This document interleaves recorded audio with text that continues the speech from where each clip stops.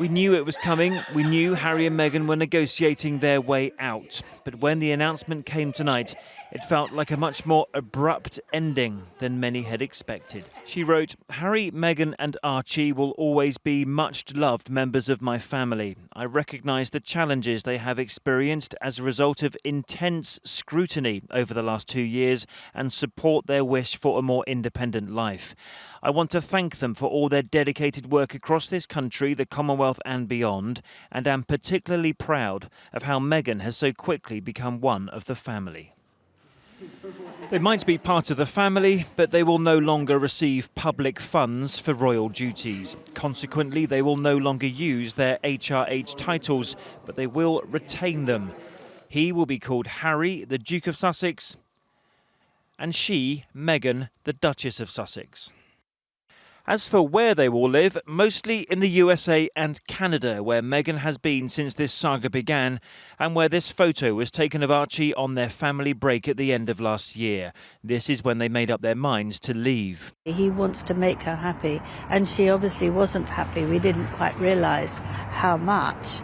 And so I think that's his priority. She will be okay.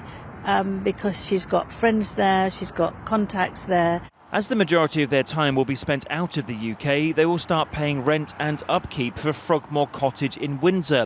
It will remain their official UK residence, and they will repay at least £2.4 million back, which was spent on last year's redevelopment work.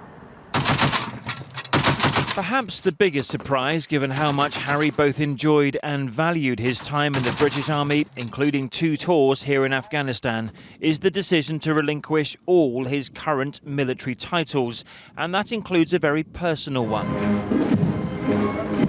Harry was handed the position of Captain General of the Royal Marines from his grandfather, the Duke of Edinburgh, when he retired from duties. Prince Philip had been in that role since 1953. They will now need to appoint someone else. While the Sussexes will no longer receive public money, Harry's father, the Prince of Wales, has agreed to keep funding his son, daughter-in-law and grandson from his own private income. But in most other ways, Harry and Meghan will get what the Queen called tonight a more independent life. People have been debating this whole trade-off between being part royal, part celebrity, part in, part out. What this really is saying, that they are out, effectively. They are, of course, members of the family, but they're no longer members of the firm. Harry was born into this family in September 1984. Much Windsor water has passed under the bridge in the intervening years. But 2 years after a wedding which heralded the start of something new for the monarchy, tonight it felt very much like a hard break from the royal family for this particular prince.